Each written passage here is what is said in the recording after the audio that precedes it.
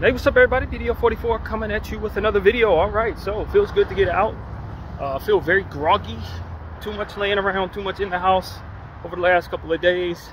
I took, as I said in my Nick video, if you guys saw my New York Nick video, I took a couple of days to draft NFL fantasy football teams on ESPN. So that's literally what I've been doing a good portion of the last 2 days. Just drafting teams, getting all of them out the way before the summertime, even though I know drafting early is always a headache. I figured since I felt like I had time to do it, this is a lot of stuff that I'm going to be focused on throughout the summer. I'd imagine a lot of things I'm going to be focusing on leading up to that point. I just figured this is a perfect time to just set aside a couple of days and just get all that done. And if for some reason injuries take over, it's not a money league. It ain't costing me a dime. I really didn't care too much. So that was what I did. I also studied a little basketball draft prospects. As you guys know, I've been preparing for yet another mock draft, and so that was pretty much also some of what I did, laundry, stuff like that. I'd taken like 4 days off from my 100 Blue workout, but I did pick it back up yesterday. You know, it's one of those situations where I had a good Bible study on Sunday. What did I do on Saturday? Yesterday was laundry, as I might have already mentioned. And so, you know, just kind of taking care of business that needs to be taken care of. Enjoying some of my passions and stuff like that. Nothing too major, but you know, it felt good to kind of give myself some days to myself. Didn't do too much content other than that video, a couple videos I made talking basketball. You know, just a few days off from everything. And then, you know, I had a very strenuous, what was it, Friday? Oh, Thursday, I believe it was, when I did grocery shopping. I really pushed myself with a heavy backpack to, you know, go up the hill. And I was walking down Lancashire extra fast, just trying to really push myself. And so I gave myself a day or two to rest after that, because at this age, when you push as hard as I did, you need to recover. But I wasn't as much as tired as I was just interested in just kind of doing some things in the house. And so I did a couple art pieces as well, worked on a playlist, Delicity 418. And I haven't listened to it yet. I made it on the 1st and still have yet to do art on it. So that's going to probably be done tonight. And we'll see how it turns out. But it isn't posted yet. It'll be posted soon. But, you know, just kind of taking it easy, man.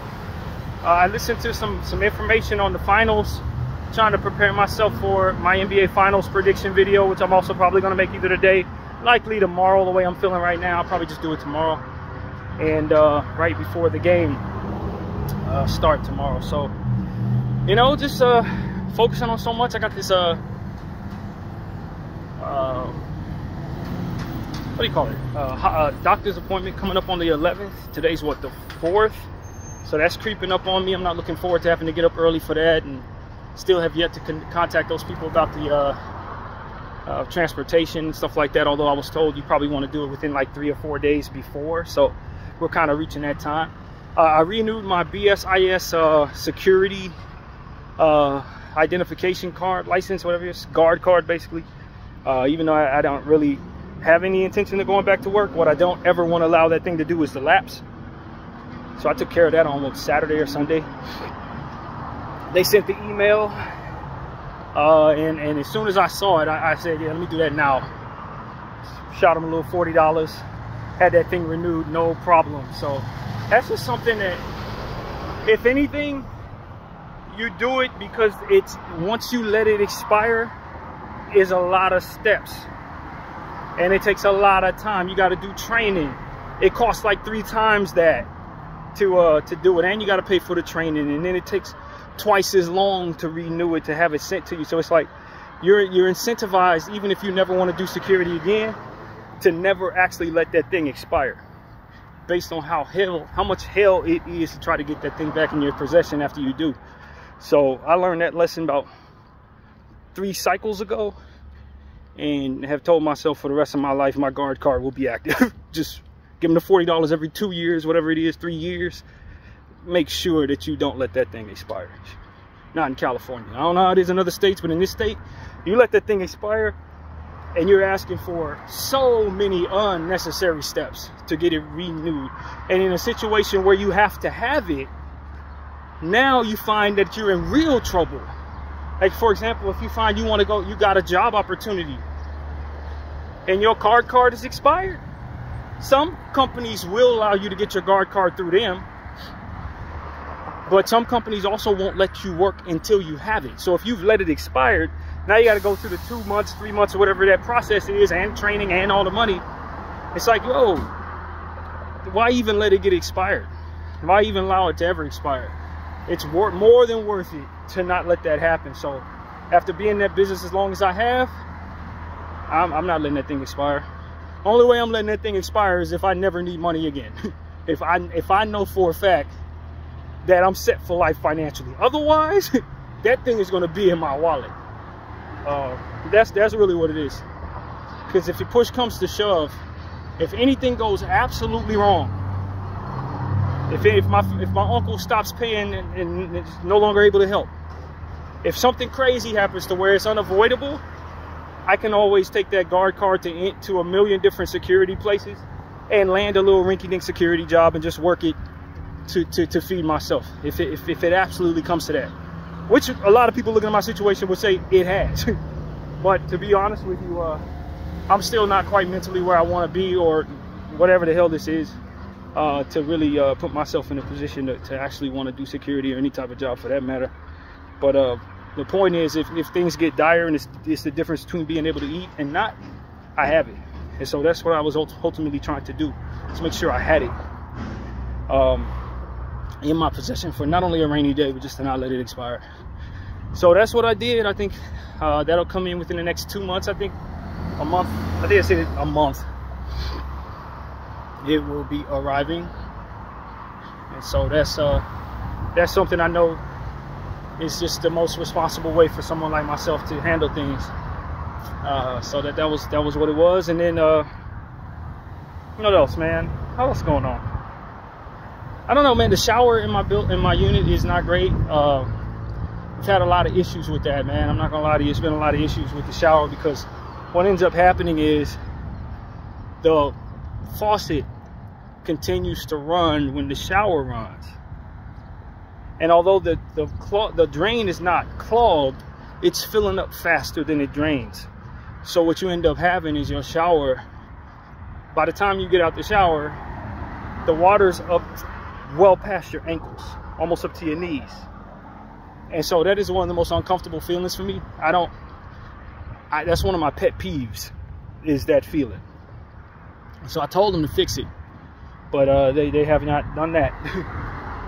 And so I don't know if that's an easy fix or it's a more difficult one. I really don't know. But at the end of the day, I've been enduring that. And because the shower doesn't actually shift from faucet to rainwater properly, the rainwater itself doesn't come out as powerfully. It's like it's sharing power with the faucet, so you're not really getting a great shower to begin with, because it's coming out so light. Temperature's fine, but man, is that an adjustment for me. So I've been, you know how I like to do, I've mentioned it several times, I like to pray in the shower. That's like my spiritual space to get close to God. What I've been doing is saying all of my prayers I like to say in the shower before I get in the shower, because when I get in there, I ain't gonna be sitting there for leisure for nothing. For one, if I do, it's gonna overflow the tub. So it's all business with these showers, man. It's like a military shower, in and out. And so that's not how I like to do it, but it's actually not the worst shower I've dealt with since being here. Y'all know I've had some very difficult shower experiences and some extremely positive ones too. So this just happened to be a not good one. And so you endure though, man, just like everything else in the situation. There are gonna be times where you have opportunities to enjoy it. There are gonna be times where you gotta endure. And so this is one of them endure 3-week periods. Not a fan of it, but complaining is not really something I'm doing. So that's just what it is. I told them to fix it. But I will continue to shower regardless. So yeah, man, the adjustments is what it is, man. We adjust. That's what this level's all about, man. No luxuries down here, man. And you know, I feel like I'm dealing. I feel like I'm much stronger at this point than I was when I first got in this situation. Something like that would drive me crazy. I'd be asking for another room and all different types of stuff. After being in this cycle for what, almost 2 years now, maybe a little more than 2 years at this point, it is just one more opportunity to display my strength and my humility, and be thankful for an opportunity to keep my body clean one way or another. So that's how I feel when I get out the shower, man. I feel stronger. I feel stronger because these type of things used to be bigger in my head than they are right now. You know, and I know there are a lot of people who are used to luxury who would really be crying and having a very hard time with stuff like this. And then you're on this level, you just understand you can endure and just keep pushing forward. So as is what it is, man. Forced to, but there's fruit that comes with being able to. So that's really what I have to say about that type of thing. So what else, man? Yeah, man. Everything else is fine though. The room is fine. The bed is comfy, and you know, it's only the shower that really isn't great, but at least it's on, at least it works, at least it ain't cold water. Like I said, it ain't the worst. It's about the third worst or fourth worst, believe it or not. So that's what I have to say about that. What else, man? What else?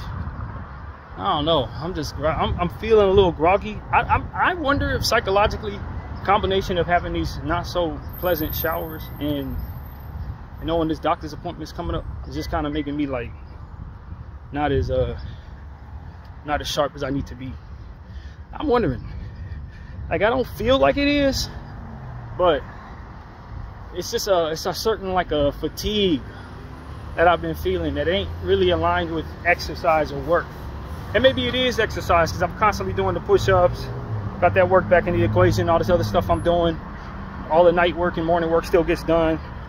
So there's a lot of exercise, but nothing more or less than what I'm used to doing. But I just feel like I'm a lot more sleepy or whatever. A lot more tired. Having a lot of issues with my gut, but not based on anything that I've been eating that's messed up. I just think whatever the problem is in place regardless of what the meal is as well. So it's been more pain than some of the other symptoms that I've been seeing, but I think it was something that I was eating also that could have contributed to that I've since thrown away. Some type of the type of peas that they put in a lot of food, like I don't know what it's called, but they're like sweet type of peas. They're kind of fat, string beanish type things. They usually put those in like Thai food. You see them in that type of thing, and like Thai stew and stuff like that. I had been putting that in my food. I think that was disrupting my stomach, and so threw those away. And yeah, man, not gonna be buying them no more. So we're still trying to pick and plug, trying to figure out what goes good in the stew, and what my stomach can handle, man. If it has any type of strength to it, if it's any type of citrus to it, or you know, if it tastes strong, it's gonna feel bad when it hits the gut. And that's what I've learned, man. So the more bland something is, the likely I'm gonna be able to enjoy it. So that's just what I'm dealing with. Hopefully they can give me some answers upon going to the doctor. So, you know, man, that's just really it. I've just been dealing with myself in that way, paying attention to the Diddy trial, you know, a little bit, paying attention to, like I said, my basketball stuff and these prospects. Definitely been excited about that homework, and paying attention to what's going on in Gaza. You know, I haven't talked about that in about a week now, but it's still going as it's going. I just find myself looking at what they're doing right now. What's the young lady who does the climate? Greta Thunberg, I believe is her name. She's on a flotilla ship along with several people. One dude from Game of Thrones, the actor, and several other people are trying to sail across European seas to reach Gaza. to give food aid, and I think it's a wonderful thing, but they're really putting their lives in danger doing this, man.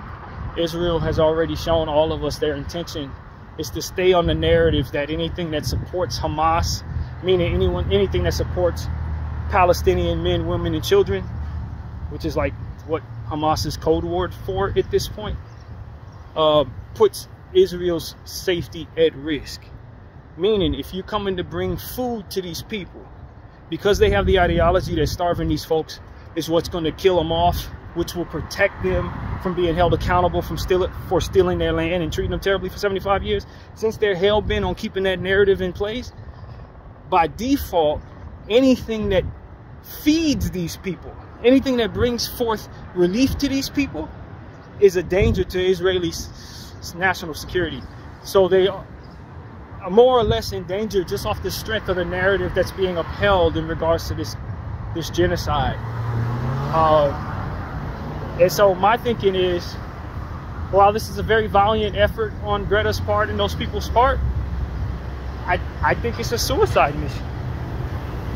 Never mind how wrong it is and how messed up this is. It's like that part is already worked into the equation of our moral conversations over the last 600 days.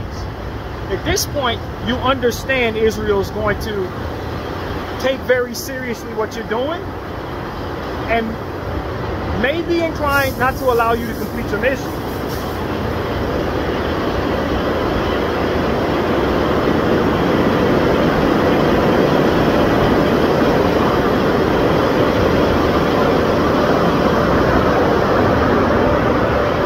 Now, is that supposed to be something that is supposed to scare us away and keep us from doing what it is we need to do in regards to helping these people? I think that's the question that is being asked amongst all of us who support Palestine. But I think you got to go about it in a way that doesn't offer you up to slaughter and further keeps you from completing your mission. It doesn't become a part of a conversation of whether or not you're putting yourself at risk. It becomes a conversation of whether or not Israel has proven themselves to be ridiculous in this regard. And the fact is, they have proven themselves many times to be ridiculous in this regard. They have shot down so many different people who are doing the same exact thing and have kept them from completing their mission. And so when you understand that, you're more or less offering yourself up for slaughter trying to go on one of those missions. And that's been my thing. It's like, I don't know if you're actually able to complete your mission. It's probably more likely that they shoot you down than that they allow for you to actually get over there. Now, they've released statements and shown paperwork that they've sent Israel telling them, you know, that we are looking at these people, we're monitoring this situation, we are telling you what's on board. There are no weapons on board. This is just food to feed Gaza.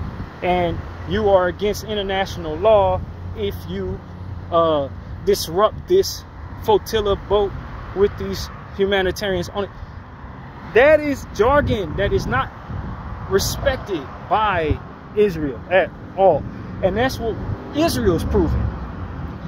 That language is not what you stand in between you and Israel. You see what I'm saying? It becomes a situation where it's sort of like I said about when you're going to say certain things to somebody who's bigger than you, stronger than you, in their face, and you think that their sanity and their concern for what the consequences will be for attacking you is going to save you from being attacked, you're relying upon their sanity, their concern, their willingness to not crash out to protect you from them. And I never think that is a good bet. I never think that's a good bet.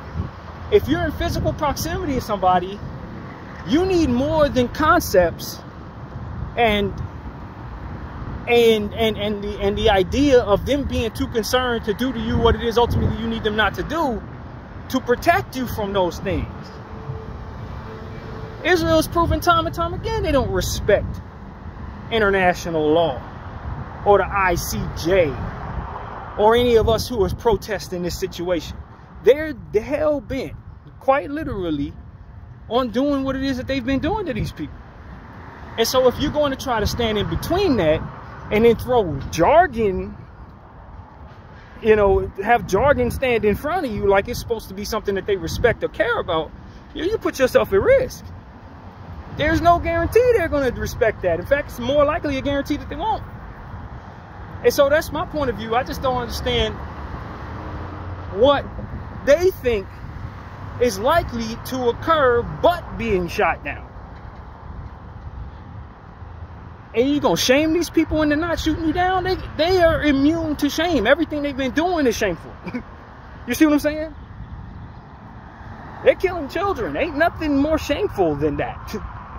And they're standing behind lies that have holes all through them, knowing that the footage proves them to be liars. So whatever you think is going to shame them into respecting your life, it's already been proven by them to not be something they are concerned with. They already are shameful. So you're not going to shame them. They've already been breaking international law. Everything they've been doing is against international law. So they have no problem breaking. So it's like, what is protecting you, actually? You think they're going to, you know, they're going to break out in war to save you? They're not breaking, no, people aren't breaking out in war to protect these children. So it just becomes a situation where it's like, I understand what you're trying to do, but if you're paying attention to how this other entity is moving, you understand that it's likely they're going to stop you from doing it. It's not likely that they're going to allow you to do it. And so can you do more in being a martyr for the cause, or staying alive and continue to be a voice for the cause? You know, and that's really what it becomes. It's like, I think this is a real suicide mission. And I don't know why people would offer themselves up for a suicide mission when they have such a powerful voice. You know what I mean? Now, there are people like Aaron Bushnell who offered themselves up, but they didn't have a powerful voice. It's a private citizen, ex-military, who probably had did some things that ultimately made him not want to be here no more. And so him offering himself up made a lot more sense in the grand scheme of what we're talking about than maybe Greta Thunberg, who has a million different causes she's trying to live for, offering herself up as slaughter at what, 17, 18 years old? I mean, I'm trying to figure out why she's doing this. I'm trying to figure out why any of them are doing this, knowing that they've already shot down so many who have done the same thing. That's what I wonder. Now, luckily enough, they're still breathing. They're still on the boat. Maybe they make it there safely. Maybe they make it back safely. I hope so. I'm praying for it. But, like, the probability is more likely that they don't, based on what it is we've seen in this situation. So it's like, I don't understand. I understand saying I'm not letting anything stop me from helping these people, but I also understand when it looks like the other side is more likely to try to stop me from doing this. And you are unarmed. You see what I'm saying? So it's like, you don't have nothing to protect you. I saw a dude on that boat 2 days ago sent out a message saying there was a drone over their boat, as they were, you know, they were concerned for their safety because there was a drone that had flown above them or landed on the ship or something like that. It turned out to be a friendly. But, like, the point is, they understand that they're likely in some real trouble right now, and they're still going on this mission. There's a difference between being brave and offering yourself up to slaughter. There's a thin line, and I don't think a lot of people really consider that in a lot of cases.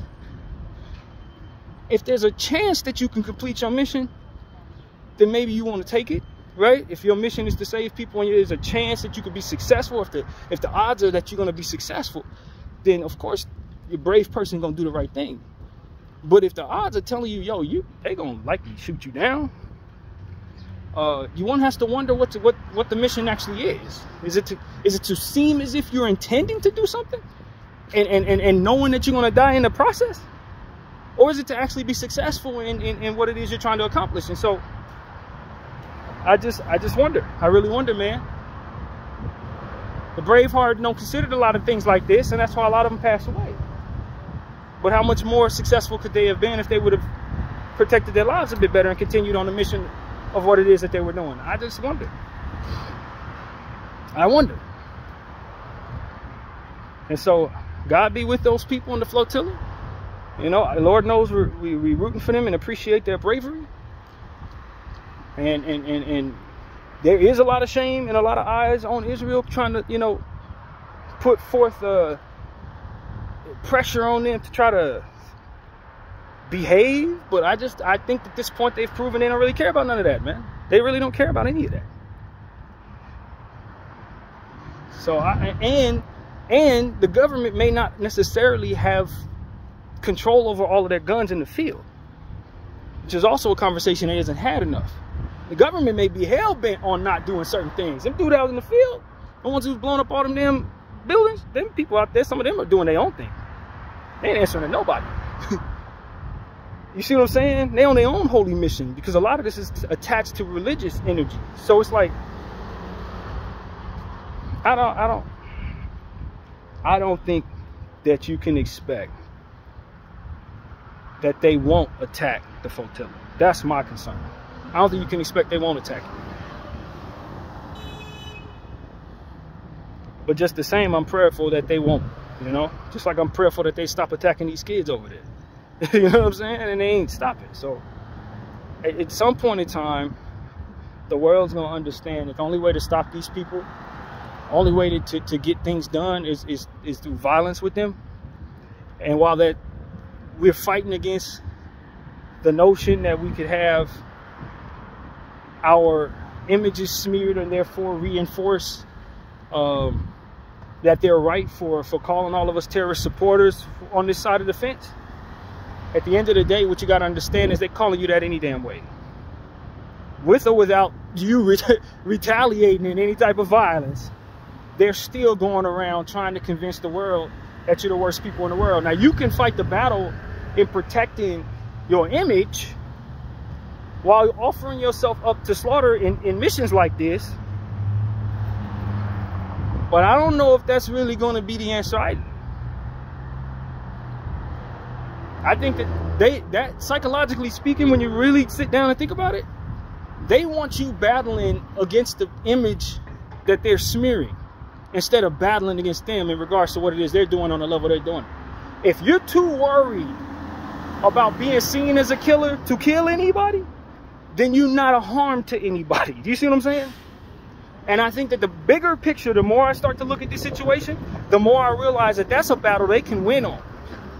Because we're always nonviolent, trying to protect against the proving of them right in regards to us being nonviolent. And while it makes a lot of sense to me, if people are coming at you with violence, then and you're standing there trying to protect against your image, they are going to attack your body and you ain't got nothing to protect yourself.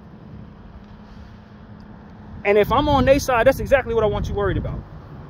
Like, they ain't going to attack us. We can keep kicking their ass. They're going to keep turning the other cheek because they're in the battle for proving us wrong in regards to them being violent.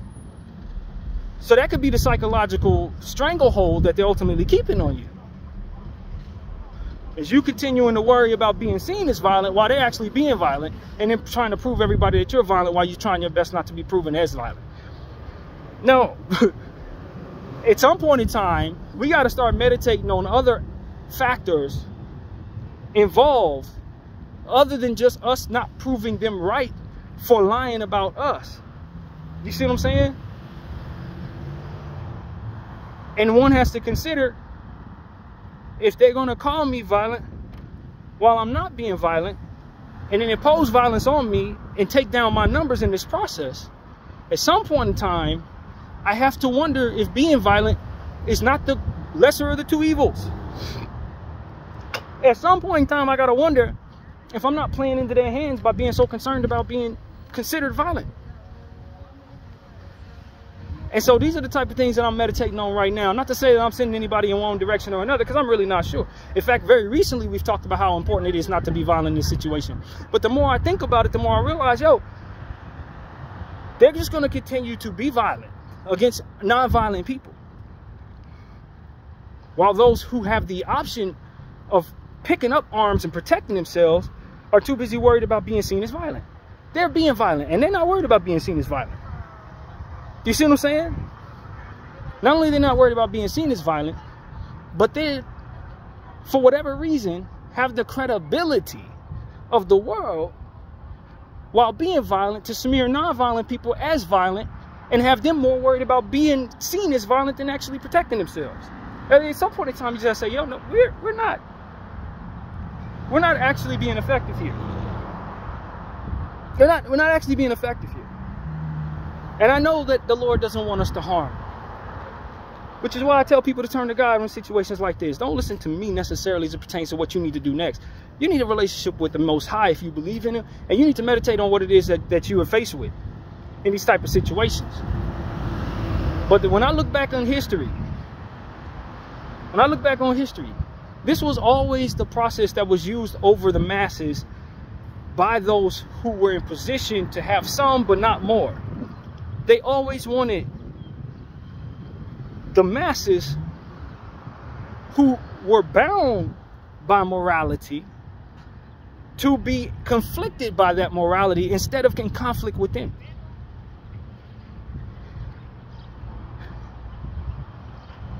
And anytime they had an opportunity to make a demonstration that would terrify those who would be brave enough to not be conflicted by that and who would attack them, they always try to make a demonstration that would otherwise make those people terrified of that person, of that action rather. As to say, if you do come up in arms against us, we'll do the weirdest, most tragic thing possible to you. As to keep the masses at bay, so that they'll be more conflicted about the consequences of being violent rather than identifying that they have more numbers. And so like this psychological confliction has always been reinforced onto those who had more numbers who were doing no harm in the first damn place. The victims were meant to be conflicted by their own morality, while those who were trying to harm them were not bound by those things. At some point in time, as human beings, we got to start meditating on how do we find ourselves able to survive these circumstances? Because we understand that if no violence is coming against us, there would be no violence coming out of us. Do you see what I'm saying? And to not allow those who are being violent against us, who want to further smear us out toward onlookers to be nonviolent, to be considered violent rather, as successful in their mission to do so, rather than to protect our numbers. Protecting your numbers is the most important thing. Survive to have any type of reputation. Not being so worried about your reputation that you forget to protect yourself and your numbers.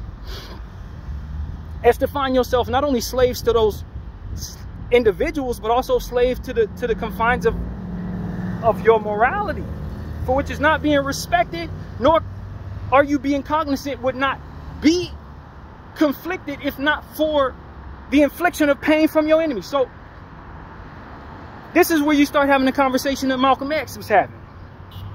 You know what I mean? The Malcolm X versus Martin Luther King turn the other cheek conversation. This is where it really starts, because you understand that you're not going to be violent if not for violence coming against you. You're not going to be proactive. You're not trying to take nothing from somebody. You're not trying to hold nobody. You're just trying to protect yourself. In the presence of trying to protect yourself, it changes the game and the playing field, and to not be swayed by the idea that if it wasn't something coming at you, you wouldn't be violent. It's to let those who are being violent mold your perception of self to further protect the image rather than protect the body.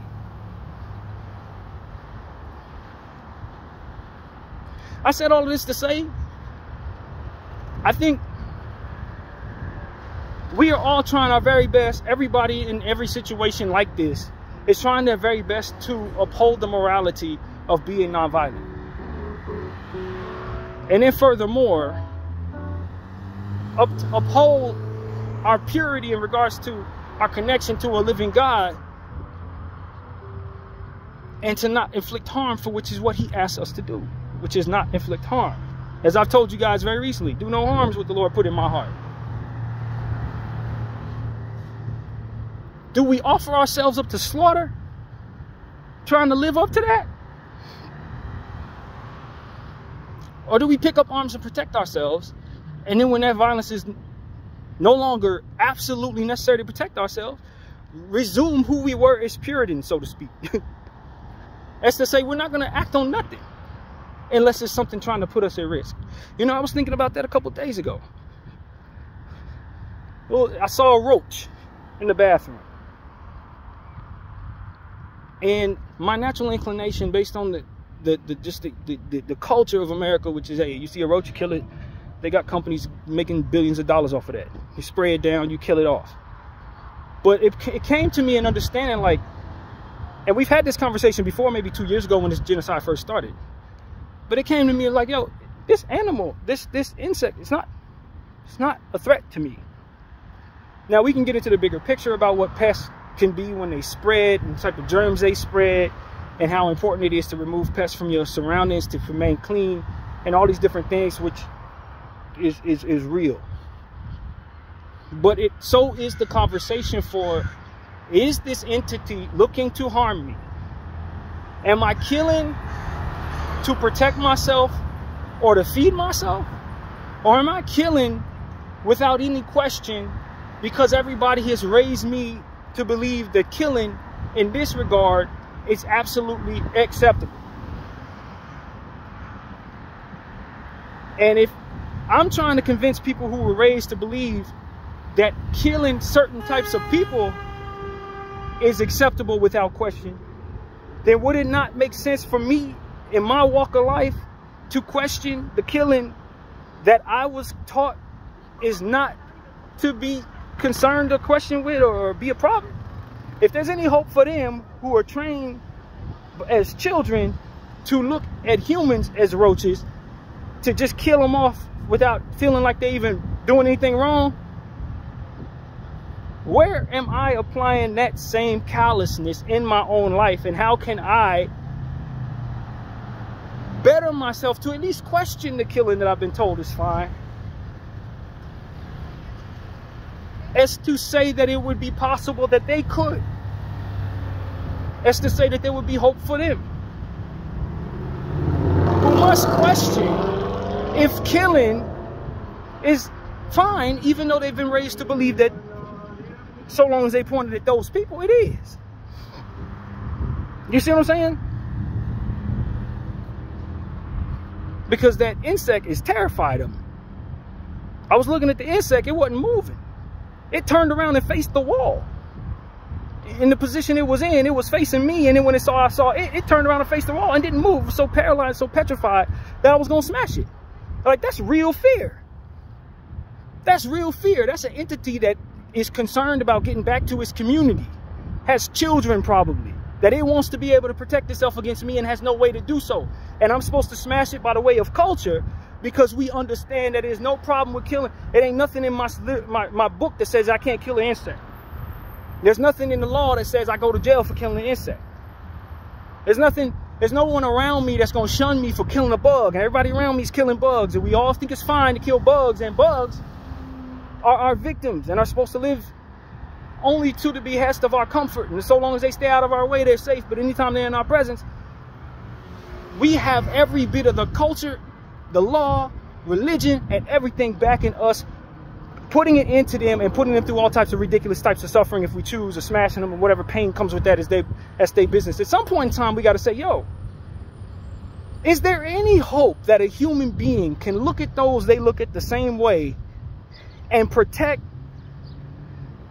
or not protect, but refrain from engaging in that slaughter? Is there any hope for anybody in the crosshairs of those energies, if not for someone stepping outside of what is considered okay, that ultimately brings about infliction of pain onto something else other than themselves? That's what genocide has done to me. It's made me look at an insect and say, you know what, I don't really know if it's necessary for me to kill this insect. This insect ain't hurting me. This insect ain't necessary for me to kill nor to eat. This insect isn't necessarily even belligerent in my presence. If anything, it's showing a sense of solidarity, is to stay out of my way. And I'm supposed to kill it because of culture. I'm supposed to kill it because no one's holding me accountable for not. As it sits there in terror, awaiting its own doom, at the behest of my own confliction in this regard. It's like, yo, this is too much when you really consider it, especially if you're trying to look at those who look at human beings the same way and say, y'all need to stop killing these people when they weren't raised to consider these people's humanity in any way, that they were raised to see them as necessary to kill as I see that roach. Otherwise, at some point in time, I got to, in my own mind, say, yo, it ain't necessary for me to kill this roach, and I ain't waiting for somebody else to tell me that it isn't. I ain't waiting for nobody to tell me that I'm wrong for doing it. The fear that it's engaging in my presence is telling me I'm wrong for doing it, if I'm cognizant enough to look through all this culture to see that. And if not for me doing so, where's the hope for those who ultimately are looking to kill human beings with that same callousness? Is there any hope that they will look inside themselves and not kill these people? And the answer is no. Quite honestly, no. The answer is no. Because they ain't going to think to do anything other than what it is they were raised to believe they're accountable for either not or doing. You see what I'm saying? They got to reach inside of themselves into a space that is of self-accountability. And then furthermore, reach through the culture that's been inflicted upon them to kill in order to see that it'd be necessary to let live. And so for me, it's like, yo, that is a little deeper than what it is I was prepared for in that moment. But it helped me really understand what they're going to have to do in order for these people to survive in their presence. What they're going to have to do mentally, so that these people don't suffer the ills that we ultimately watching them suffer in these phones every damn day. And so if I'm to be angry at them, I need to be cognizant of what it is they need to do in order for me not to be angry with them. And then try to apply it in my own life and see how easy it is to do. And that's what it is that I came to understand. Like, yo, if I was raised to think that it's okay to hurt them, and them, the same way I was raised to believe it's okay to kill this roach, then it wouldn't be too much anybody could say to me that would make me feel bad about killing them, because I was raised in a world where this is what we do. You see what I'm saying?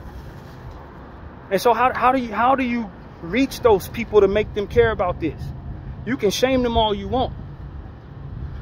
But if it's futile as shaming an American for killing a roach,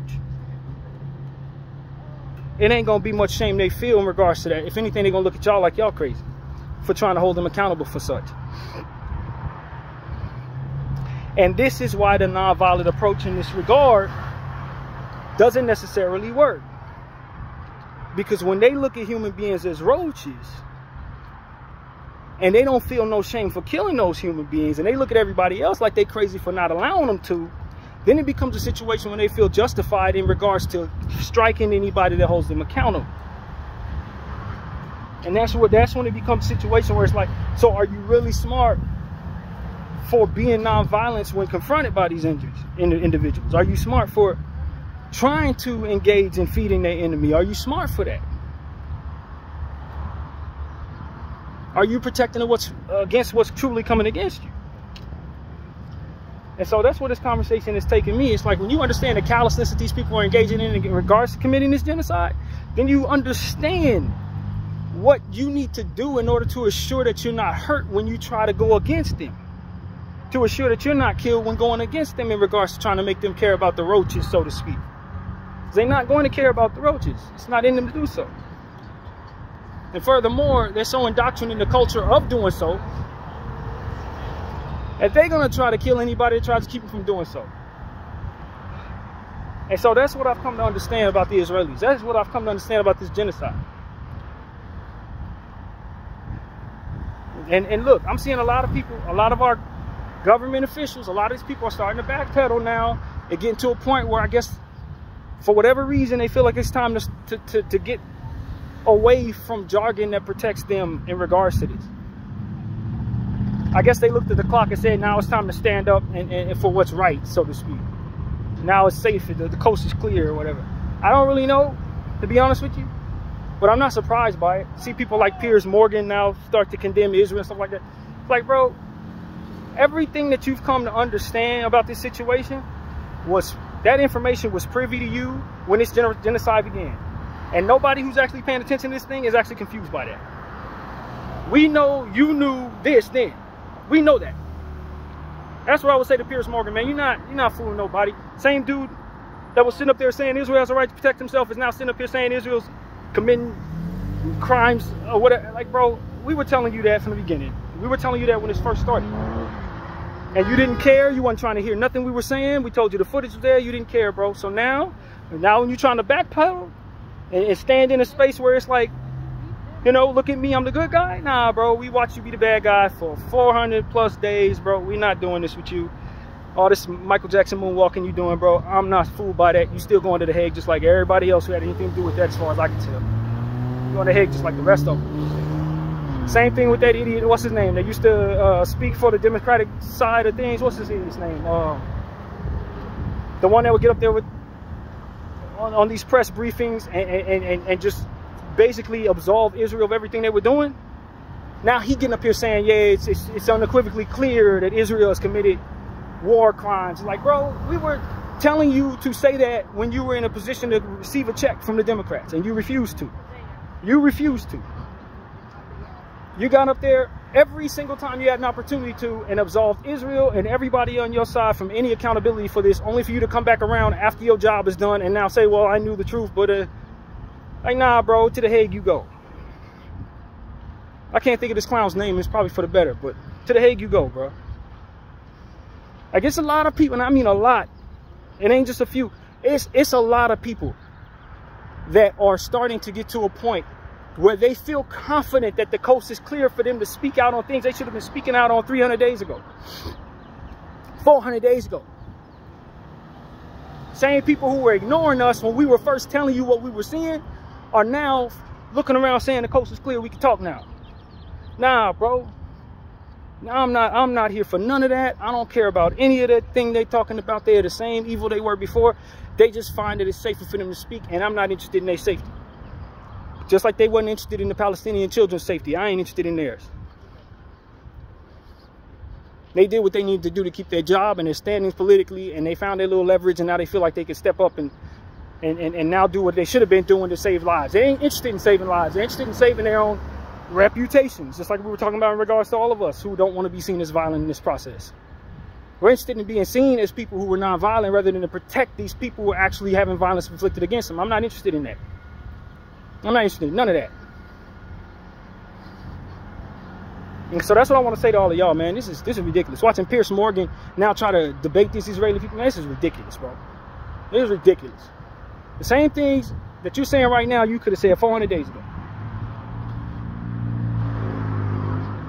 And you refused to. You were doing exactly what they told you to do. And that's exactly what your legacy is in this situation. Just like so many others, just like all these celebrities that ain't speaking out. Some of y'all gonna start speaking out soon. I ain't interested. Y'all gonna say y'all didn't know. We were telling you. I ain't interested. Because when somebody gives you a bad tweet, all of a sudden y'all become social justice warriors for your damn selves. Y'all see every negative tweet, but y'all ain't see nothing in regards to this Palestinian situation. All these people that's been sending y'all stuff, y'all didn't see none of that. Unless somebody talk bad about something you were wearing or mention something about your spouse or whatever, all of a sudden y'all see everything on the internet. We couldn't see nothing about this Palestinian cause, huh? That's exactly what y'all gonna say is, we didn't know. We were in the dark. That's cool.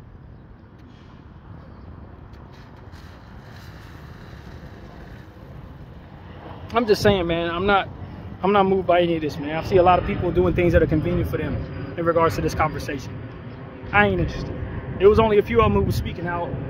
Those only ones we're going to remember as people who stood up. Not the ones who came around when the coast was clear and decided they wanted to speak. Nah. You self-serving. You ain't caring about them people. And you ain't going to start caring about them now that you're saying what you're supposed to be saying. Not interested.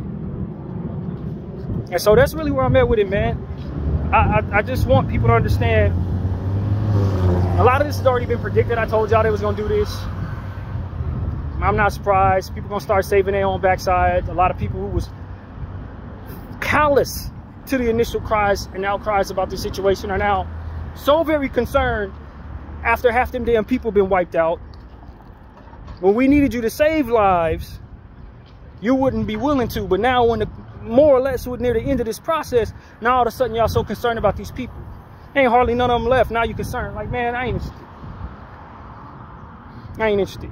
You need to line up right next to those who are engaging in this nonsense, because you up there with them as accomplices. That's a fact.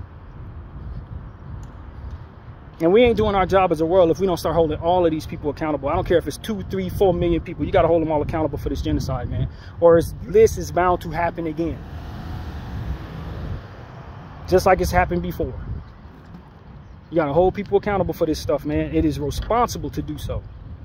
Not just the ones who are engaging in it, but those who are silent in the presence of it. We need to start holding people accountable, bro. And if we fail to, then the next time something like this happens, the only way you're going to keep it from happening after that, again, is to hold people accountable. For the next generations who may see this 100 and 200 years from now. Like, that's the only way you're going to stop it from ever happening again. You got to, just like they do in regards to trying to scare people into being docile, you got to do the same thing.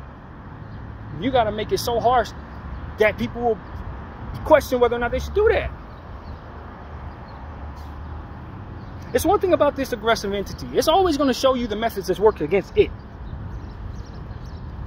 It's going to always show you the methods that work against it. If you're paying close enough attention to them, you will know what you need to do to them, because they're showing you in the way that they're aggressively attacking others. This is what works against them. Every accusation is a confession. Every action is a presentation of what will defend you against them. Every single time. Now, some of that stuff is horrible and immoral. And look, like I said, if you want to maintain your standing as a person who's, or a group that's of good moral standard, then you're not going to muck around the dirt. But not mucking around the dirt is also going to ensure that you're going to have dirt slung on you without any defense. Or at least that's what it seems to me from where I'm standing. So one has to understand, as we started this video talking about, if you're more concerned about seeming violent while allowing violence to be inflicted against you, it ain't going to be much for you to protect after they done being violent on you. And then they're going to tell the story about who you were or not, lying about how violent you were to justify them killing you. So you never actually protect against the reputation of being violent by being nonviolent in those situations. Doesn't actually work. And so that's what they don't want us to understand as we die in these processes. So that's what I'm saying to y'all, man. Look, if there's a better way, I'm praying for it. If there's a better action, I'm up for it.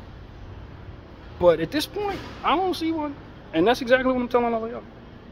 Bdf 44, thank you for watching. No.